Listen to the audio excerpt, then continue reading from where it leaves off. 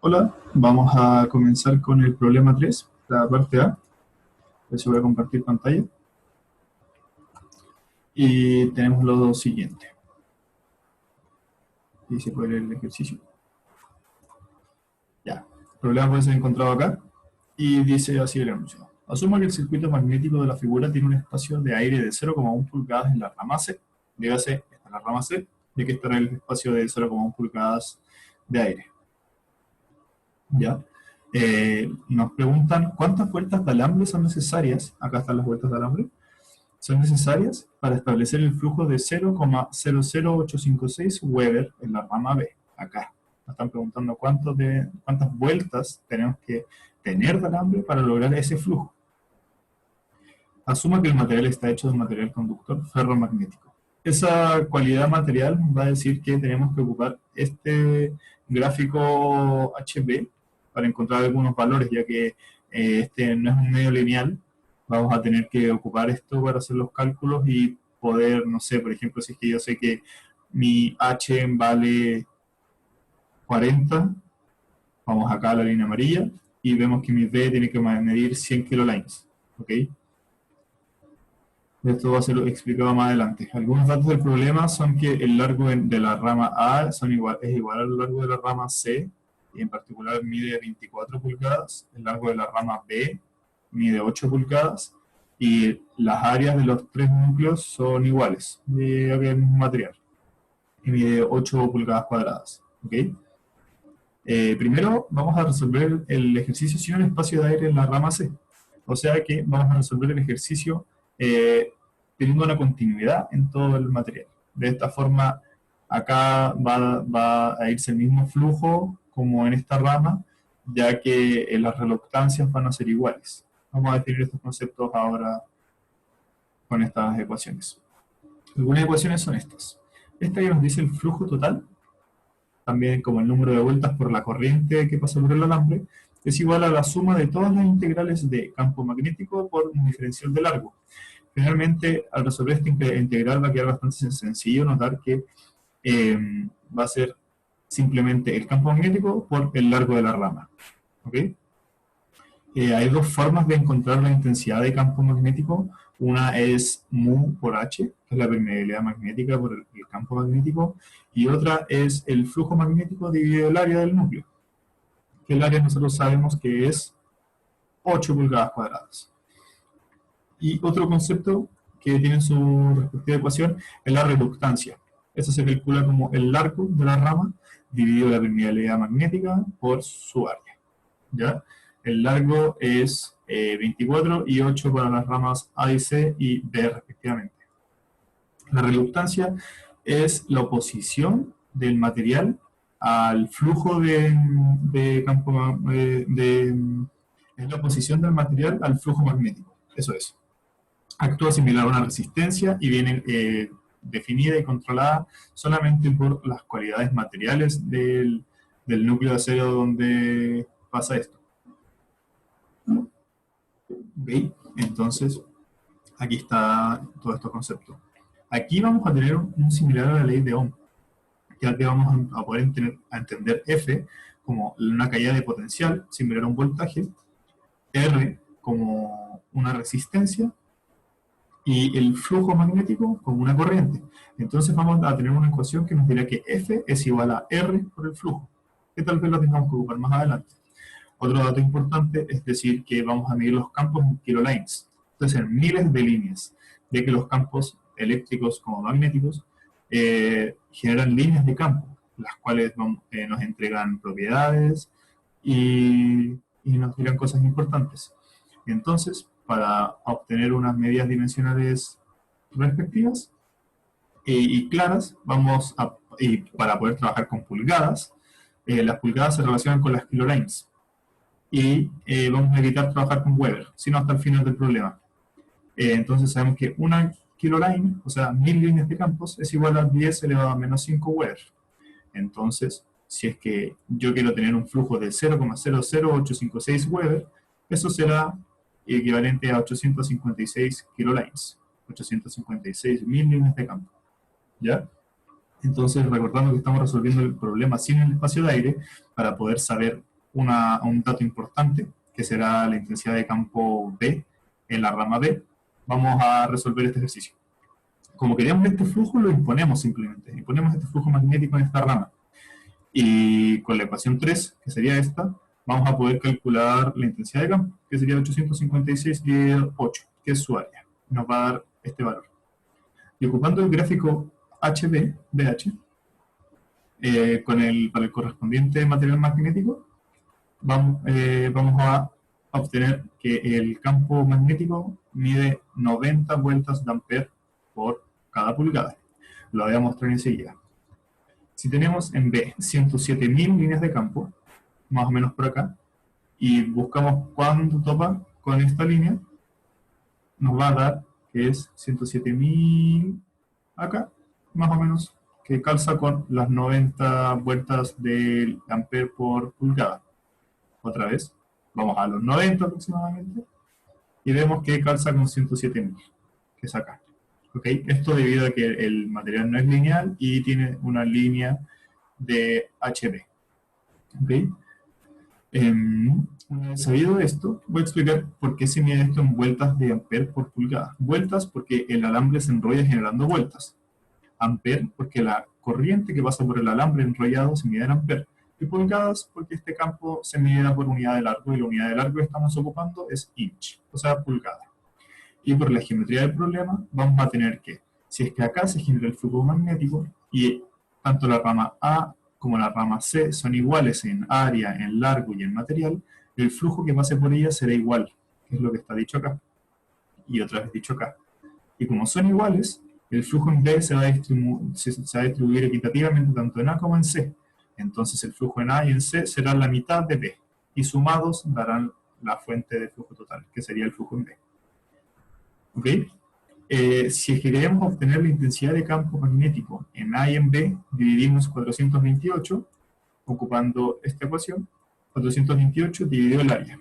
428 dividido 8 nos dará 53,5.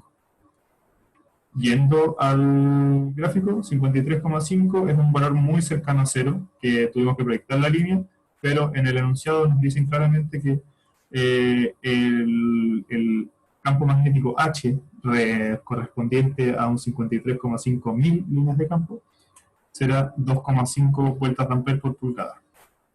Y utilizando la ecuación 1, que dice que el flujo magnético en una malla es igual a el campo magnético por su largo, vamos a poder obtener que el flujo total es 770 vueltas de ampere, que son las vueltas de alambre que tiene que tener para poder lograr ese flujo de 856 kilolines en la rama B. ¿Okay? Y ahora vamos a resolver con el espacio de aire.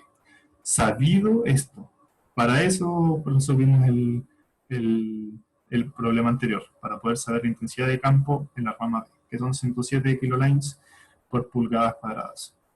Y usando la ventana derecha, que sería esta, vamos a escribir el flujo como dice acá. Acá me faltó poner LB, que sería algo así. LBB. El largo de B sabemos que es 8 pulgadas. ¿Okay? Entonces, calculando todo esto, vamos a obtener que el flujo por acá sería el generado por esta rama, el rosado, la verde y la azul. Entonces sumamos el campo eléctrico y el largo de cada componente de cada color.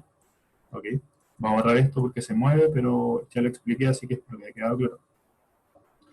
Como este espacio tiene un aire, perdón, el aire sabemos que tiene una reluctancia bastante grande, ya que se opone al paso del flujo magnético con mucha fuerza, con muchas ganas. Entonces el flujo que pase por acá no va a querer pasar por acá, sino que va a tener más facilidad para irse por la otra rama. Entonces va a disminuir. De esta forma, el flujo que pasa por ambos lados no será igual y tampoco será igual a la mitad del flujo de B. ¿Ya? Y vamos a obtener el flujo usando un método de ensayo y error. Esto es ir asignando flujos a ramas arbitrariamente. Obviamente vamos a asignarlo dividiendo por un número natural, ya que vamos a intuir que el flujo se dividirá en 2, o en 4, o en 3, algún número que sea conveniente. Aquí arbitrariamente hemos definido el flujo que se divide en 4 partes. Entonces, el flujo de C será un cuarto del flujo de B.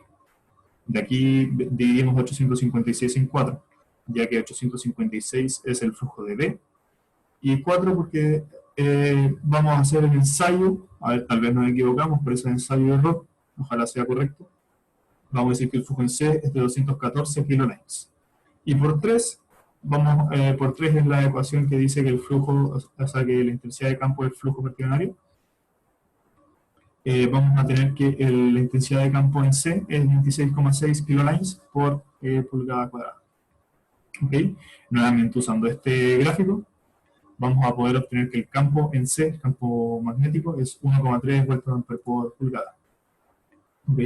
B dice 26,6, entonces vamos a 26,6, que sería por acá, y si se proyectase esa línea, nos daría que el campo magnético es 1,3. ¿Ok? Eso se asume, es un dato, así que no necesita ni un cálculo. Y la caída de potencial magnético generada en este flujo C va a ser su campo eléctrico por el largo de esa rama.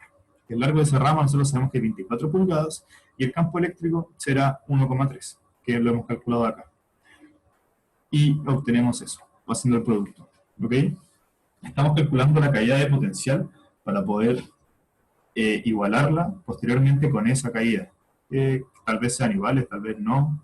Ensayo y error, de ahí viene el nombre. Y también queremos saber el flujo del aire. ¿Ok? Para eso, como había dicho antes, vamos a ocupar la reluctancia y el flujo magnético. La reluctancia se obtiene mediante la fórmula que dice que la reluctancia es L dividido mu por A. ¿Ok? Entonces, reemplazando y haciendo una regla de 3, ajustamos los valores del sistema internacional. Sabemos el valor de la permeabilidad magnética del aire, que es este, 4pi elevado a 10 a la menos 7. Aquí se me olvidó poner un pi, perdón. El área está en pulgadas, pero nosotros la queremos en metros. Y como sabemos que un metro es 39,37 pulgadas, podemos convertir esta medida de largo y esta medida de área fácilmente. Y obtenemos que la reluctancia del aire es este valor. Vueltas de ampere por Weber. ¿Ok?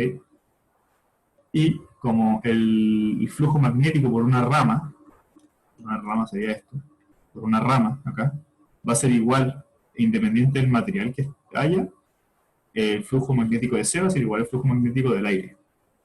¿Ok? Entonces, ocupando eso, vamos a poder calcular el flujo del aire, el flujo total eléctrico del aire.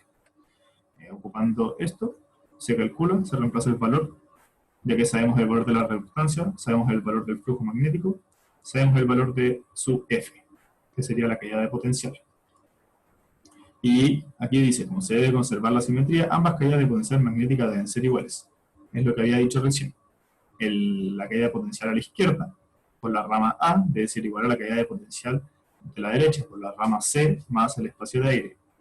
Si igualamos los cálculos, sabemos que la caída de potencial se obtiene como el producto del campo magnético por el largo de la rama. Hacemos esto.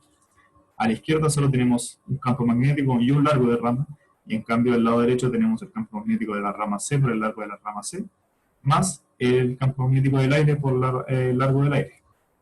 ¿Ya? Como sabemos que la caída debido a la rama C es 31,2 por el cálculo anterior, y la caída por la rama del aire es 775 por ese cálculo, sumando obtenemos la caída total que debería haber de potencial en la rama izquierda. Y para calcular el valor del campo magnético en la rama A, dividimos por el largo de A, que lo conocemos ya 24 pulgadas. Y así obtenemos que el campo magnético es 33,6. Nuevamente ocuparemos el gráfico BH para calcular cuánto vale B, sabido H. Pero sabemos que H mide 33,6. H mide 33,6. Eso sería aproximadamente por acá. Si subimos, nos va a dar un valor por aquí. ¿Ok? Que sería 632 kilolines. 632 79.000 líneas de campo por pulgadas cuadradas, perdón. Y haciendo esto, que sería la ecuación 3, la que hemos ocupado bastante ya, que la intensidad de campo es igual al flujo magnético dividido el área, pero aquí queremos conocer el flujo magnético, ya que conocemos B y conocemos A, que sería el área de A, multiplicamos y obtenemos esto. El flujo magnético serían 632.000 líneas de campo. Revisamos la suposición, que fue el ensayo, que asumimos un campo magnético en C de 214.000 líneas, y debemos ver que el flujo que sale por D debe ser igual al flujo que percibe la rama derecha y la rama izquierda. O sea que el flujo se distribuya sin pérdidas a lo largo de sus núcleos, por el núcleo izquierdo y por el núcleo derecho. Sumando ambos núcleos, o sea, los campos, el flujo magnético de ambos núcleos, deberíamos obtener el flujo de la rama B, lo que es correcto. Entonces fue bueno, fue correcto de la suposición. ¿Ok? Y finalmente calculamos F, que sería la caída de potencial, usando la malla izquierda. Podríamos haber ocupado la malla derecha, pero ocuparemos la malla izquierda. La caída de potencial será la que recorre desde la rama B, que sale, se va por la rama izquierda y vuelve a su mismo punto. Entonces sería el campo magnético por el largo, campo magnético de A, esto, por el largo 24, más el campo magnético de B por el largo, este valor. Y obtenemos que para que se cumpla con un espacio de aire de 0,1 pulgadas, existe un flujo de 856 kilolines, o 0,0856 Weber, en la rama B son necesarias 1526 vueltas de ampere para obtener tal flujo. Y así hemos resuelto el problema.